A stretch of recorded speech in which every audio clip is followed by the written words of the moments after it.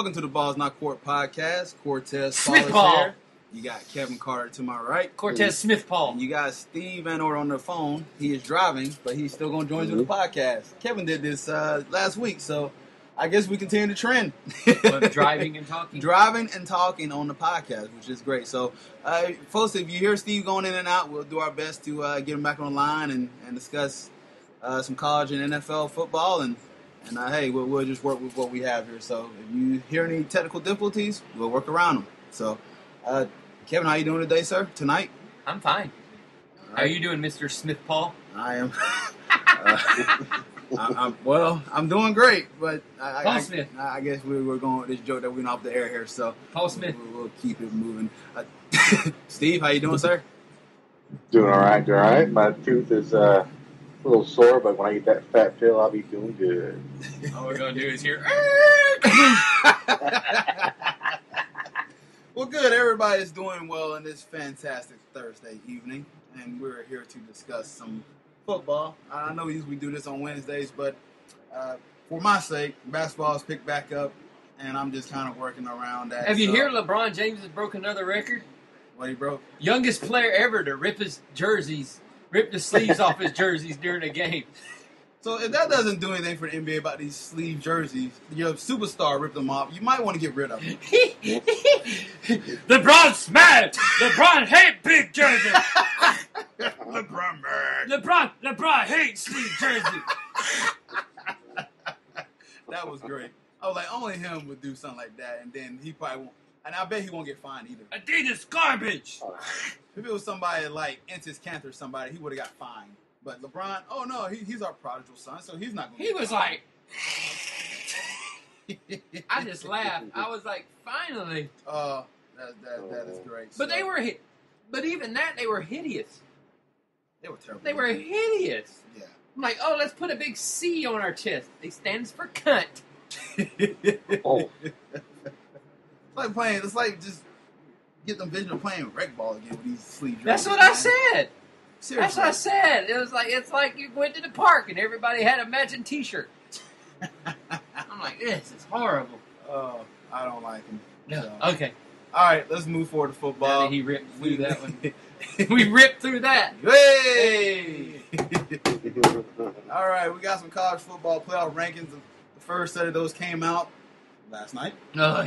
And we're going to get into a little bit of that. So we'll start off with the top four that's in and the last two that are out. You got Clemson at number 1, LSU at number 2, Ohio State at number 3, Alabama at number 4, Notre Dame at number 5, Baylor at number 6. We'll go into a little bit more of the rankings as well. So I want to go ahead and ask Kevin this question first. Because, Don't ask me. Let's go with Steve. No, I'm just kidding. Okay. It don't matter, I guess, because I know Kevin was very opinionated. Well, we both were watching still this am. show. And this is going to be an interesting topic to hear from both of these gentlemen, as I know they are big into this. And I want to pick their brains a little bit. And I'll start with Kevin. Let's go with you. First of all, who got seated too high in your opinion? Alabama and Notre Dame. Amen. How the hell Michigan State has beaten a top 25 team, correct? I'll be correct in assuming that, right? Yes. Okay, I'm correct in assuming that. Has Ohio State even beat a top 25 team? Not sure Ohio State has even beat a top 25 team. Has Alabama lost to a team that's ranked like 23rd? Yeah, I'll go with that. Has Notre Dame beat a top 25 team? Yes. Okay, and they lost to the number 1 team in the nation, correct? Mm-hmm. That would be assuming. So Michigan State has beat a top 25 team, is undefeated, and you got them below Alabama and Notre Dame. What? Baylor and TCU. Oh, we're fucking with y'all. we're gonna fuck with y'all until the end of days. They're getting trolled, ain't they? Iowa hasn't beat nobody yet. Iowa's time will come to see if they're actually legit when they actually have to play people. They haven't beaten no one yet. Somebody remind me again, didn't Florida beat the hell out of the team that beat Alabama? Yeah. Okay, that's all I got to say about that one. And who was their loss to? The number 2 team in the nation? Yeah. Oh, yeah. That's all I got to say about that. But them bringing this out right now, I hate these polls. But the bad part is with these bringing this out right now, with the Alabama jollies that everybody has and all that stuff, Alabama could legit beat LSU, not go to the SEC championship game, and I guarantee you they get into the top 4. I will guarantee you they get into the top 4 if that happens. If they legit beat LSU, but Ole Miss beats LSU, Ole Miss gets into the SEC championship game. Whoever wins that SEC championship game, well, if it's one-loss Florida, I could see them making a case that they should go into the top 4, which if they didn't make it into the top 4 after that, that would be insane. But a one-loss Alabama would get that name recognition that they also give Alabama and Ohio State and all of these guys. They give them that name recognition for just being them. Even though there's a team that beat the crap out of the team that beat them, probably if Ole Miss did make it, they beat them twice. They would beat them twice in a year. And Alabama lost to them, but Alabama would somehow still get into the top 4. And that's the reason why I'm mad that they're ranked this high. Is because you still got them ahead in every ranking, ahead of teams that they shouldn't be ahead of. Mm-hmm. But this will all get situated out because you got games to still be played between a lot of these teams and everything. But Alabama and Notre Dame should be nowhere near ranked where they are. Nowhere near. Steve, who you got seated too high in your opinion in this top ranking so far? Okay, I'm going to agree with Kevin on that. It's going to be Alabama should be out of it, period. And especially Notre Dame shouldn't even be in the 5th seed. My jaw just dropped to the floor on that. It's like, who the hell they play? Does he even deserve that? I mean, they're going off Notre Dame. That's the name. It's name. Also, I wipe out Ohio State. They statistically have the worst schedule in the nation. Matter of fact, they have the number 1 worst schedule in the nation. And why, even though they're ranked number 1, they shouldn't be. They shouldn't be. They don't play like the number 1 team. Florida State got punished for the same reason last year. Exactly. If you're going to do that to Florida State, you got to do it to Ohio State. There's no exception to the rule. But they don't play that good. And that's what I'm saying. Ohio State shouldn't be there right now, but they got there because they were ranked number 1 at the beginning of the year. Yeah. Michigan State has beat better opponents than Ohio State had. I would have Michigan State at 5. You put Michigan State above them. State at 5 or 6. They would be my bubble. They wouldn't be in the top 4. And I'll tell you this before. Just because they beat Michigan on a fluke play, on a mistake by a punter, does not make them a powerhouse team because, let's be honest, they've been playing like Ohio State all year. And they've been escaping games. Well, we can count on our hands that how many times that they were 1 play away or 10 seconds away from getting beat by teams that weren't even good. And only one team's handled them, and they're in the top 25 and lost the game within the 10 seconds. Michigan. And but the 2 teams I think that should be in it come from the same conference. Baylor, TCU. You could say they don't play defense, but as of right now, until otherwise, you put them in there. Until one of them beat the shit out of each other, then they're defeated. They deserve to be in there. Well, they're going to have a 4-way beating the hell out of each other. They got Oklahoma. You got Oklahoma State, Oklahoma, Baylor, and TCU. And the bad part is, even if one of them goes to undefeated, they're going to get shitted just like they did last year. We may not see another Big 12 team in until they get a conference championship game. I would not be surprised if you don't see one of them in it. And the way it's playing out, and there are a lot of scenarios, but let's just be very real. Let's just say Michigan State gets beat by Ohio State. Well, that pads their resume. Well, let's just say Michigan, right after that, beats Ohio State. Guess what? It's a 3-way tie for the Big Ten. You know who they're going to take to go to the Big Ten championship? The highest-ranked team. And at that time, Michigan wins out. They're going to the Big Ten championship. And guess who's going to be in the Final Four? A 2-loss Michigan team. I guarantee that. Guarantee it. That would have to play out. But as of right now, I would flip-flop Clemson and LSU because those 2 teams are damn good. And I'd be happy with either or. But right now, I would have my LSU, my number 1 team.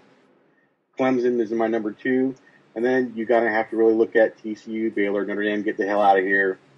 And after that, it's kind of like my bubble team. Again, is Michigan State.